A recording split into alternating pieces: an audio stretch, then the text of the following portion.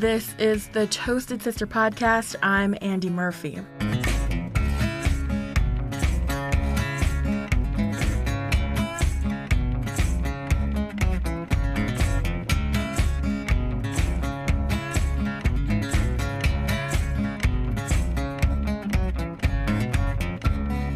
Did you miss me? Well, I certainly miss producing these episodes, and I have to tell you, summer for me was a wild ride. I became the Civil Eats Indigenous Foodways Fellow. This podcast won 2 awards from the 2021 National Native Media Awards, second place for Best Beat Reporting, and an honorable mention for Best Feature Story. And I just got back from a culinary road trip to and from Indianapolis. This is where I spoke about the Indigenous food movement and made some food for an audience at the Eiteljorg Museum. It was all just very fun. And on my way to Indianapolis, I stopped at the brand new First Americans Museum in Oklahoma City. It's a beautiful museum focused on telling the story of the 39 tribes that currently call Oklahoma home. It opened in September of this year, and its restaurant, which is called 39 Restaurant, also tells a story and educates museum goers about Oklahoma native flavors and ingredients. Much of the menu was created by Loretta Barrett Oden, a longtime chef whose work over the last couple of decades helped set a foundation for the rest of the native food work that happens today in kitchens, in various programs, and in the media. This is my visit with Pottawatomi chef Loretta Barrett Oden at the First Americans Museum.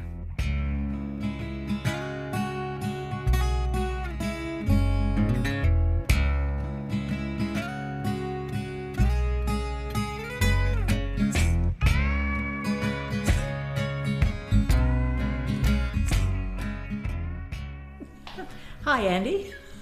I'm Loretta Barrett Oden, a woman of the Citizen Pottawatomi Nation from about 60 miles southeast of here in Shawnee, Oklahoma. And I'd like to welcome you to FAM, the First Americans Museum in Oklahoma City. Thank you so much. Yeah, it's a really beautiful, beautiful place. We're actually in one of the classrooms or like a meeting room up here on the administrative side of the FAM, and everything is so beautiful. It smells like a nice brand new building, and which is amazing since it does have some age on it. Right. Yeah, this is like what, 16 years? Yeah, you said 16 to 17 years in the making, and some of us have been here since the beginning, since the first shovel full of dirt was turned, and we're sitting here now looking at the Oklahoma River, and I pinch myself. I'm so happy and honored to be working here and associated with the museum. It's just, I call it my swan song. Waited a lot of years for this, so it's happening. Yeah, and it opened in September. Yes. I remember I did a Native America Calling show on the opening of this. So just, that first shovel to now, like really rebuilding the ground here. That, like, how many thousands of truckloads of dirt came in to just make way for this building? Oh, absolutely. It was an old oil field. I mean, a stinky, nasty old oil field. Once we get all of this landscaped, the views from here will be beautiful. And of course, the Chickasaw Nation is building an enormous resort kind of all around us. Oh, nice. And so they will have pools and hotels and retail and all of that. And I'm going, oh my goodness, and this was really kind of almost an abandoned part of Oklahoma City.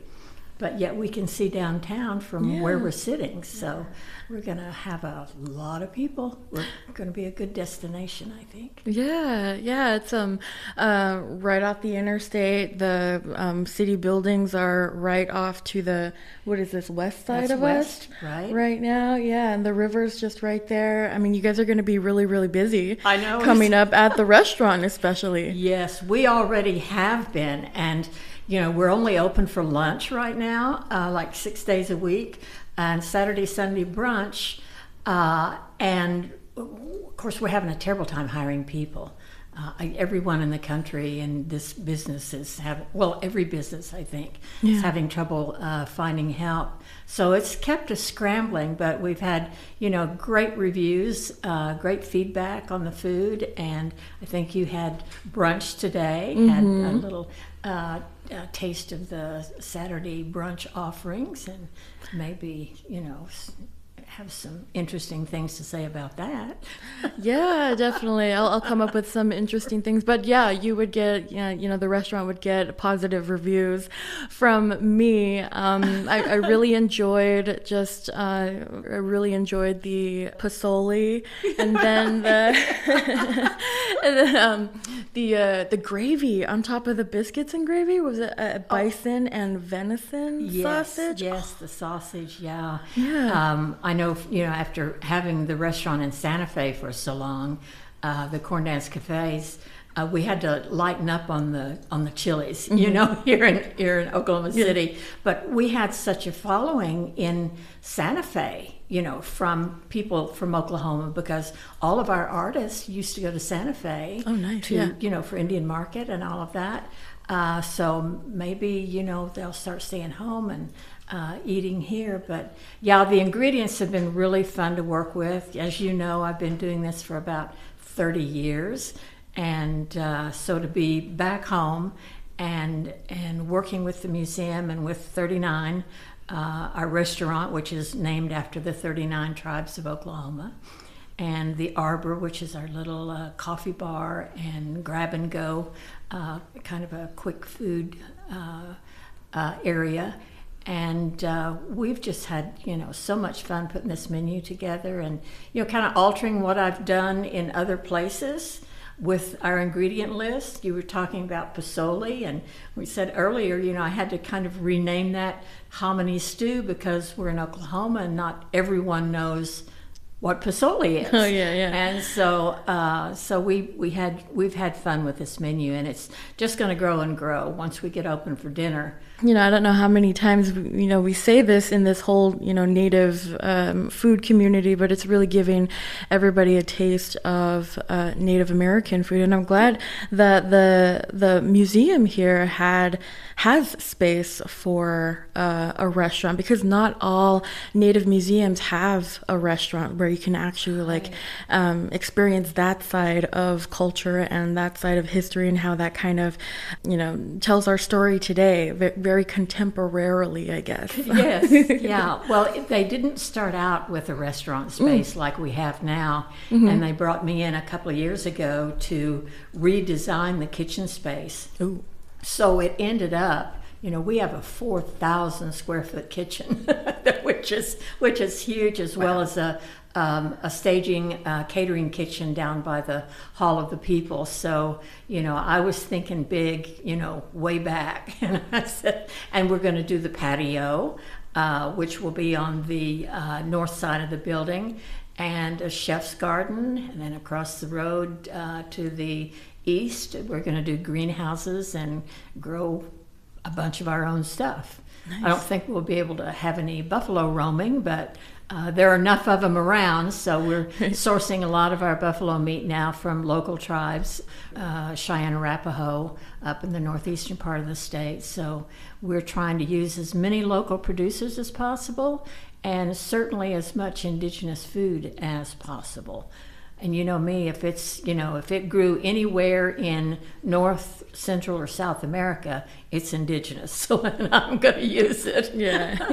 But it's fun. The research and teaching people about who we are through the food, I think, is a very gentle, yummy way to feed them information and knowledge. And so, I've always said that once I feed them and they have happy bellies, they'll listen to what I have to say about our history.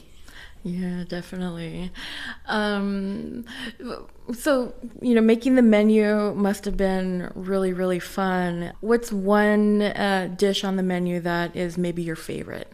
Oh, well, one of the holdovers, of course, the three sisters, they've been with me since day one in Santa Fe. Mm-hmm. So we do a Three Sisters saute, as well as a Three Sisters salad. And those are always, kind of my favorites. But we're doing the turkey cutlets, and I did that dish in Santa Fe.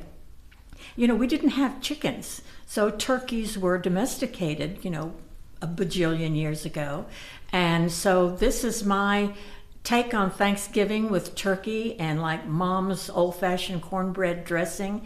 We have a nice berry sauce with that, a cranberry gastrique. And to me, it's like Thanksgiving for us is every day. Mm-hmm. So every day that we can walk upon this land is Thanksgiving. So I think that's probably one of my favorite dishes. It's been around for a long time, and it's pretty tasty. So you'll have to come back and give it a try. Nice, yeah.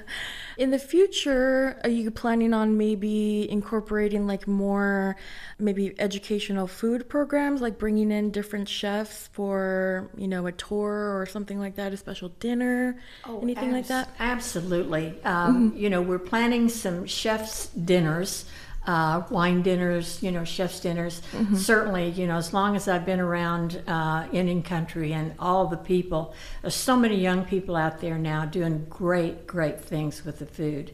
And I feel like I've raised a bunch of them. So I know so many of them that, Sean and Nephi and, all the, Elena Terry, everyone that's doing great work out in Indian country. And I've been traveling up in the north more than anywhere else, so they're all up there. So I want to bring them down here and cook with them and have some great events.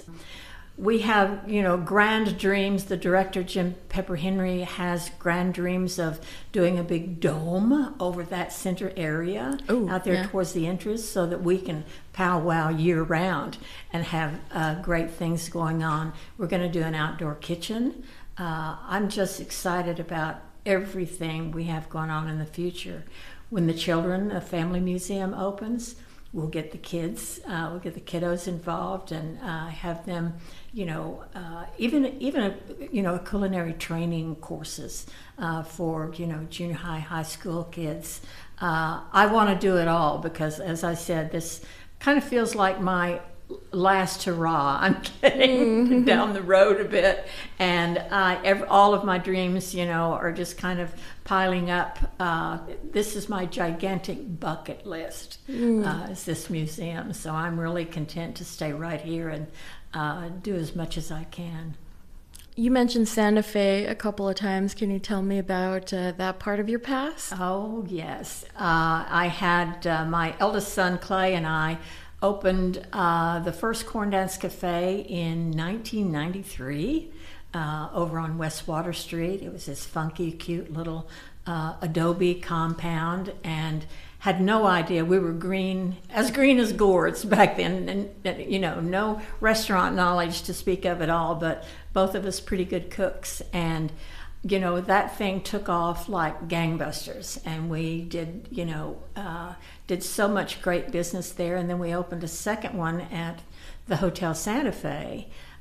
So we had a great 10 years in Santa Fe with the Corn Dance Cafe, and that was our baby, and just really launched me into a totally different life. I had no idea this was all going to happen. It's been pretty amazing. Yeah. So, 30 years working in the kitchen, working with native food, seeing all these chefs across the country, like really coming up and really helping to put a dish to the food, a dish to the tribe, a dish to all these ingredients.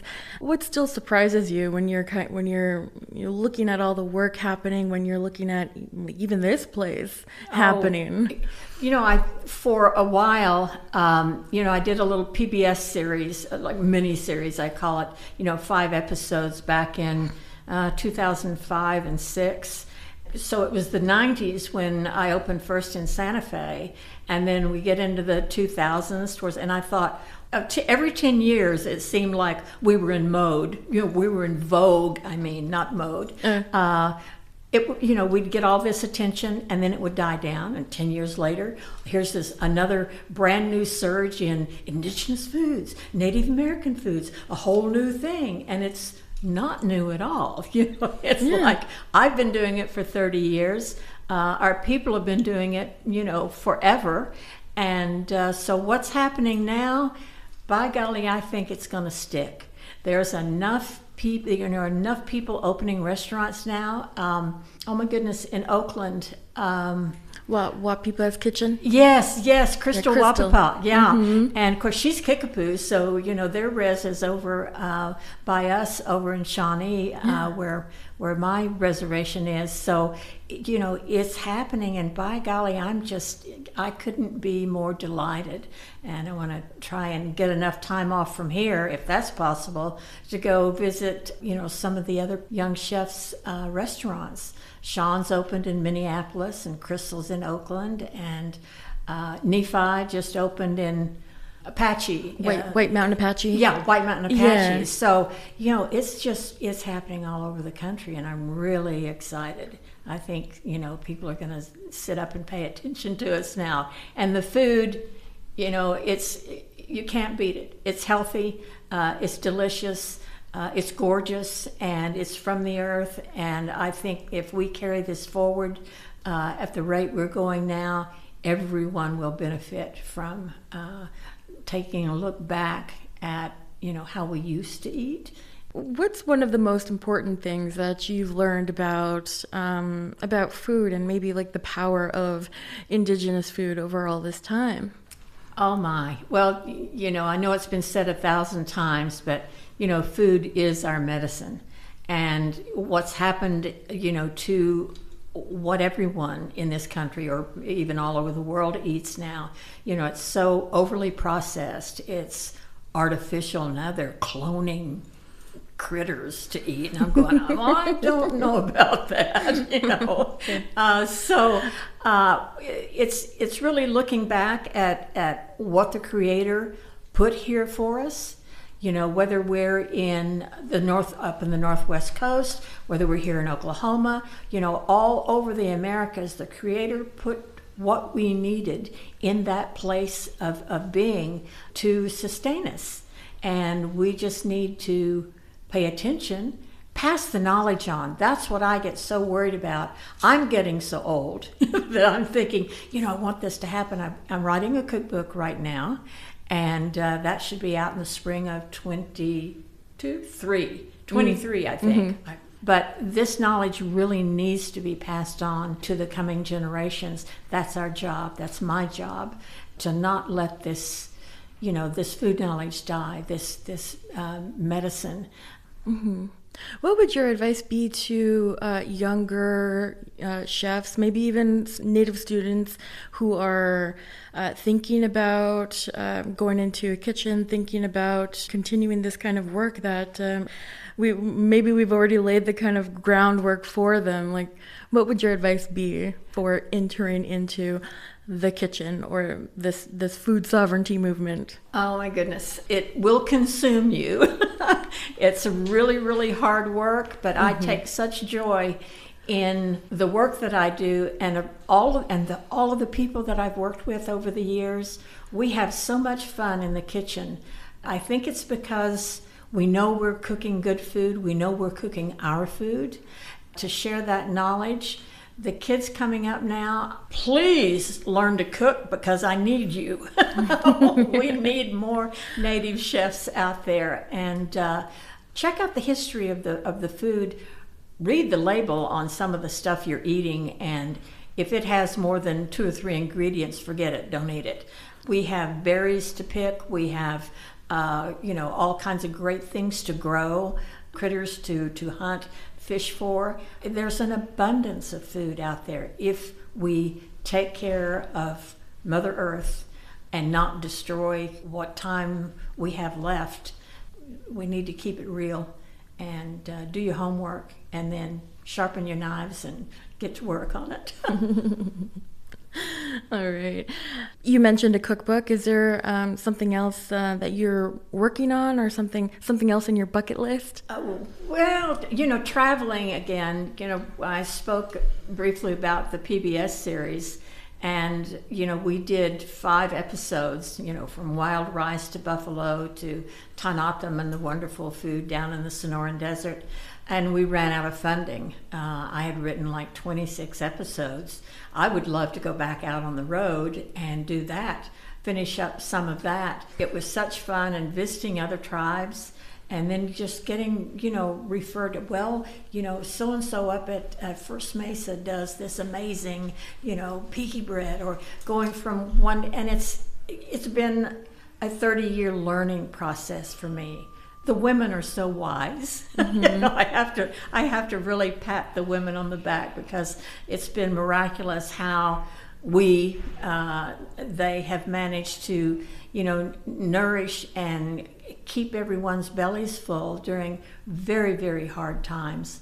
And, we're still going through hard times. A lot of the reservations are suffering still from, COVID and everything else that goes with being Native, the poverty issues. And that's why I'd like to get out and do some more shows. We won an Emmy with that little teeny episode, that little series. And I think people were interested. I was out on the road before any of those famous guys went on the road, so I'd like to do it again. It was great fun. Yeah, I think I've seen all the episodes of that, and it is really fun. You're talking about visiting people from different tribes.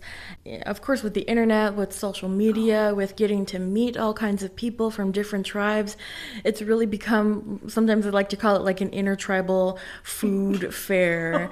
Is that what you see? And what do you think about just mixing all of this different knowledge and all these different flavors and ingredients? Well, yeah, there's been a lot of discussion back and forth, for and against the mixing of, say, the food from the Northwest Coast with the food from New Mexico. And I did that early on, just as long as I could keep it indigenous. There's so much identity, there's so much tribal identity and cultural knowledge that goes with the food from specific regions. But, since relocation, it was really difficult. Like, I can't go out in that river right outside our window and catch a salmon. So it's like, while we'll put salmon on the menu, we need to tell that story of, where the salmon is sacred, the rivers that it came from. Entire cultures, are built around the food. So I don't want to ever lose that. So I don't, I'm guilty of, I mix a lot of stuff up, but I still want to be true to where that food came from and the people who harvested it, grew it, used it, because there is such a huge cultural identity. We are very, very diverse people. People call us Indians. We're all Indians, and we aren't. We are more diverse than, all of the countries in Europe. There are more, languages, cultural identities here in just North America than you look at Central America and South America, GADS, It's the tip of the iceberg. There's so much more out there to learn and to talk about and, share that knowledge. It's exciting. I love it. Yeah, I like that part of, this kind of contemporary native food that we might see a lot in the media. I know there are some people who really like to keep it traditional and within their tribe. And those are really, special meals too, because some of those are, you can't get them anywhere else. You have to forage for it, or Absolutely. It comes from grandma's garden or something like that. Those are really, really, really special. But having that experience of putting Navajo blue corn, something with maple syrup and wild rice. I mean, it's just really, really fun to get to have that culinary tour, I guess, on a plate. Yeah, absolutely. And, what always pops into my mind, I spent a lot of time down at Pottawatomi down in southern Arizona. And, I fell in love with the cholla buds. Now where on earth are you going to, who would think of picking a little flower bed off of that mean cholla cactus and cooking it? It's absolutely delicious. Whenever I can get my hands on it and order it from them and serve it like at a wine dinner in Oklahoma City, people go, "What is this?" and it's exciting, and all the different beautiful, heirloom beans and tomatoes and potatoes, and there's just such a wealth of gorgeous, beautiful, healthy food out there. So I can't just, they said we want to pay homage to the 39 tribes of Oklahoma. And I said, but I have to go back to their original homelands too. I can't just do chicken fried steak and cream gravy, which is our state food here. Yeah. I'm going, oh my goodness. So you got a little taste of that with the biscuits and gravy on the brunch menu today. So while we're, appealing to everyone's palate, I want to bring it, from the past into the present. When I first opened in Santa Fe, I had a lot of native people that didn't want to eat buffalo because they'd, it's gamey, or, and I said, no, it's, it's how it's harvested, how the animals are raised, and how they're harvested, and how they're prepared. So it's really about, taking that leap as a chef and saying, hey, I'm going to do this. I'm going to throw some piñon nuts in that pancake batter and and go with it. But that always brings me back to those cholla buds, because they're absolutely amazing, and such a treat for me to be able to get them and serve them to people and then tell that story. The food are my tools, my instruments for telling our story. All right. And can you tell me a little bit about Oklahoma? I know you've had to do a bunch of research on the tribes here and where some of these foods come from, and that leads some of these tribes over to, or maybe most tribes, to the East Coast, right? Right. Yeah. We have really more than 39 tribes reservation here, but this is old Indian territory. So when the U.S. of A. said, hie thee away, to west of the Mississippi. My tribe, I'm Pottawatomi, we're from the, Great Lakes region, northern woodlands. So we literally have people here from all over North America. But when I was growing up, it was already kind of to the point where, like fry bread, and, that always comes up.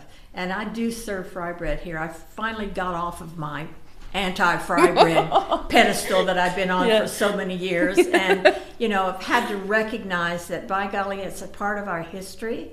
It was a survival food, still is. It's what the women figured out.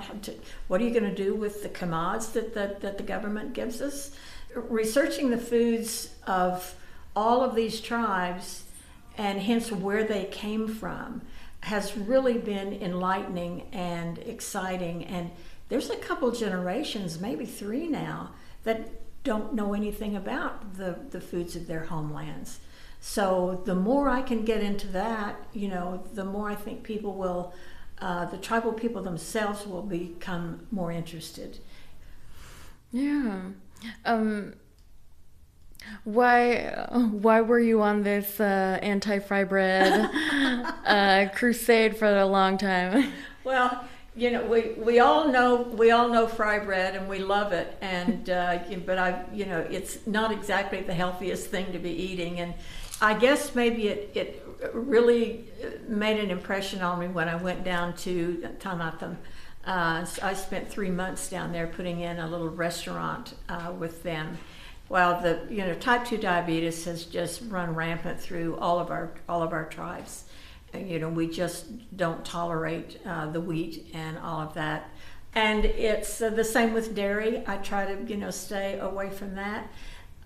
We're just all genetically a little bit different. And when I saw the rates of diabetes down with those tribes, I just kind of said, I didn't grow up eating fry bread. I think the first piece of fry bread I had, the first Indian taco I had, was at the Oklahoma State Fair when I was about 12 years old. So my Pottawatomi grandma didn't cook fry bread. And I think that, my research has told me that it got around through the powwow, through the powwow highway, so to speak. Just kind of spread around, and it's food. It's has kept a lot of our people alive for a long time. Now let's get back to figuring out how to live more healthfully. Is that a word?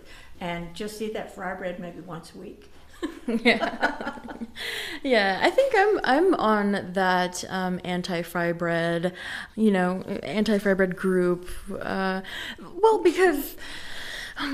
because it's become like this identity, and it's not our identity. I mean, it's become like this blanket term and this blanket ingredient. When people think about native food, they think about fry bread, they think about Indian tacos. And, the more I've doing this research and talking to chefs and people all across the country, it's really just so much more than that. And I think it's something that we need to change. And it is already something that is changing in the media, but still, I run across people all the time who are like, "Oh, you mean fry bread?" Fry bread, absolutely. It's as if we do not have a cuisine of our own. Yeah. That's what really kind of ticks me off.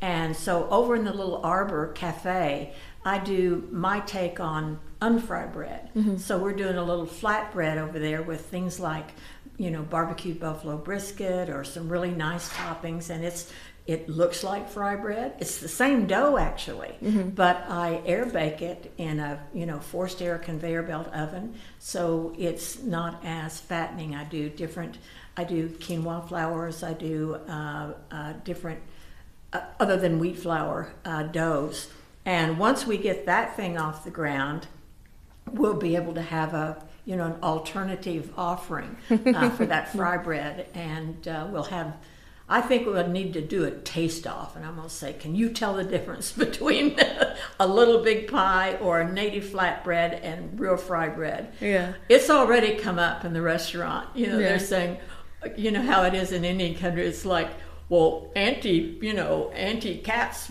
fry bread's better than your fry bread, and everyone has a different take on what 3 or 4 ingredients is like. How much can you do? But it's fun, and I'm like you. We've had some really heated discussions over the years about that, and I think that Powwow Highway probably launched us with fry bread power, launched it into we'll always be identified with that, but we can do a better job of saying, we do have a cuisine, and we do have, some extraordinary foods to work with out there, and that's what we want to do.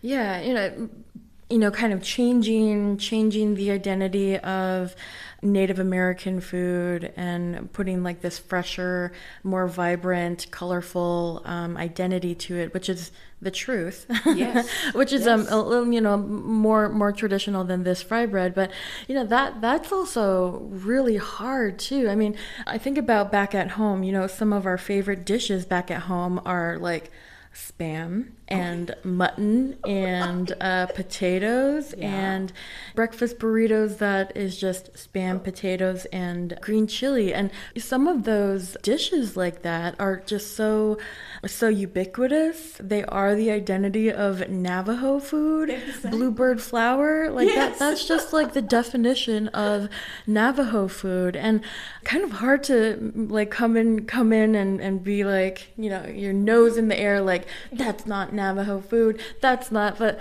you kind of get tired of always trying to stay on your high horse, or like trying to re-educate people, and it's just like, but that's my grandma's food. Yes. This reminds me of my grandma. This reminds me of the hard times and the good times. I mean, it's hard. It's difficult. Very difficult nut to crack, so to speak, because we have been identified with fry bread, and as we said earlier, it's spread all across Indian country. It doesn't have to be that way. I think we can do different things. We have people out there that can, that are master gardeners and, fabulous farmers. I think people would be amazed how much there is to eat in their own yard. I go out and I harvest chickweed and redbud blossoms and all kinds of stuff out of my yard. And people with these beautiful fertilized, chemically treated Bermuda grass lawns that look like golf courses. I said, go out there and put some salad dressing on that and see how that tastes. Instead of, don't put that Monsanto crap on my dandelions. That's edible. The flowers, the dandelions, there's a lot of those weeds out there that are food and that are medicine. I run all over my neighborhood saying, if I can smell that Roundup in the air, if someone's spraying their yard, I'll go, wait just a minute, you can't do that. Look at that beautiful dandelion down there. So it's about education. It really is. And, people are so busy now that they don't really take the time to listen. So I'm just going to kind of shove it down their throats, just taste this. I think you'll like it. Yeah. That's a dandelion. Yeah. Maybe one way to talk to, especially Native folks, about inviting more into the picture and more into the story. You can have your fry bread, but let's also make sure that corned beans and squash or a couple of other ingredients and dishes become part of the identity too. I mean, you think about Korean food and Japanese food and African food, we can identify all kinds of different dishes and ingredients and flavors and even textures from, all these different countries. And we have that too. We do. It's not just one thing. Yeah, that is part of the job of everybody in this movement, is to make sure that our food story includes a lot of other ingredients, a lot more color. It's really crazy that you can go to any city in this country and you can find those very foods that you're talking about. Chinese, Japanese, Korean, Mongolian barbecue, name it. But there's no native food out there, just very few places. And even people like, Ben Jacobs, Osage of Tokabe in Denver. Mm-hmm. That started out as his grandparents', I think, fry bread place.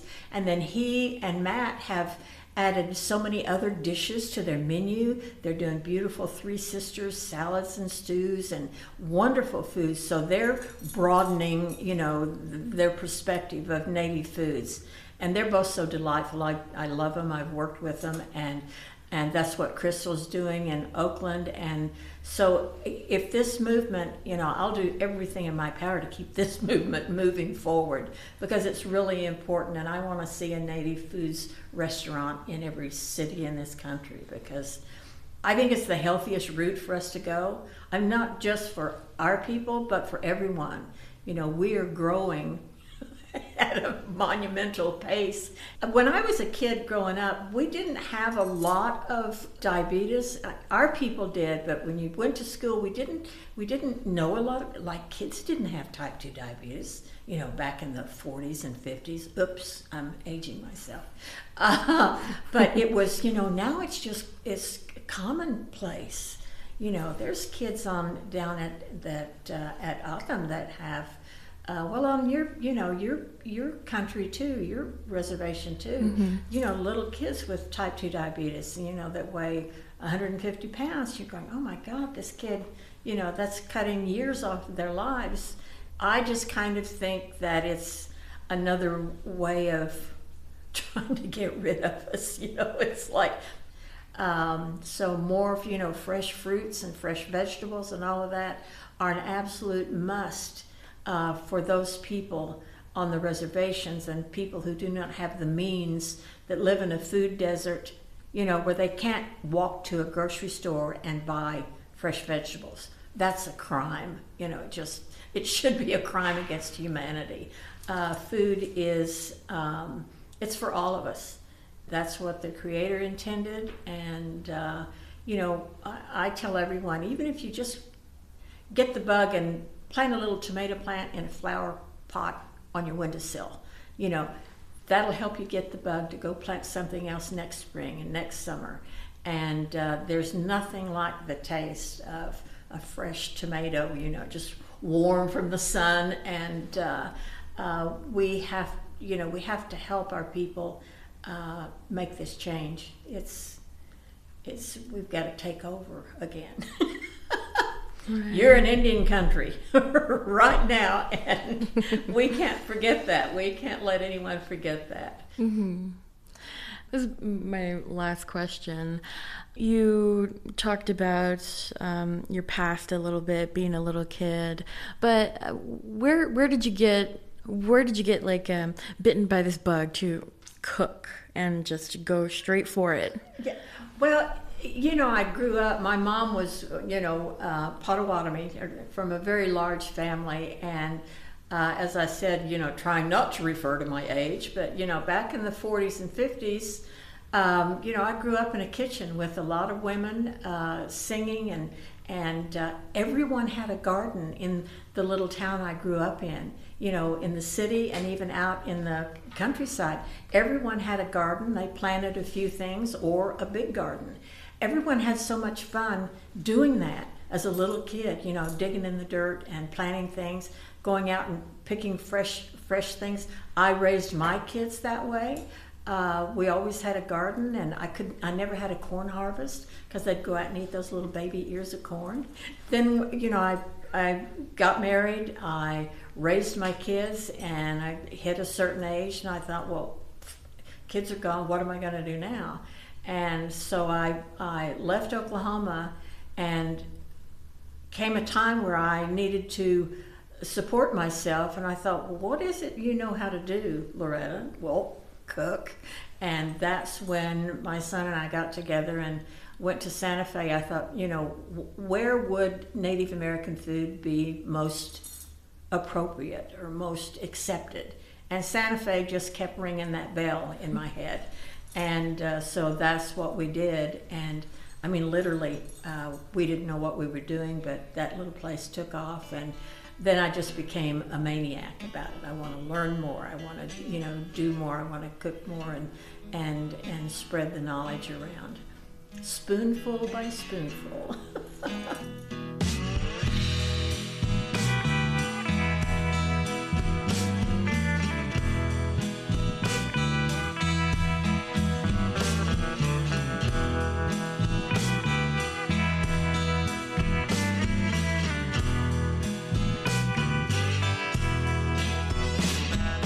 Thank you for listening.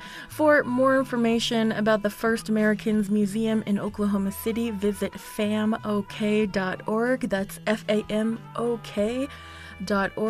Photos from my brunch at the 39 restaurant are on the website and all over social media. I would like to say a special thank you to my patrons on Patreon. Your continued support means a lot to me and this food media work that I do. A portion of my trip to Indianapolis was supported by everyone who's ever bought items from the Toasted Sister shop, donated money, or signed up on Patreon. So thank you. I really can't say thank you enough. I'll be back as soon as I can with another episode, so follow me and Toasted Sister on social media. We'll see you soon. I'm Andy Murphy. I'm Toasted Sister.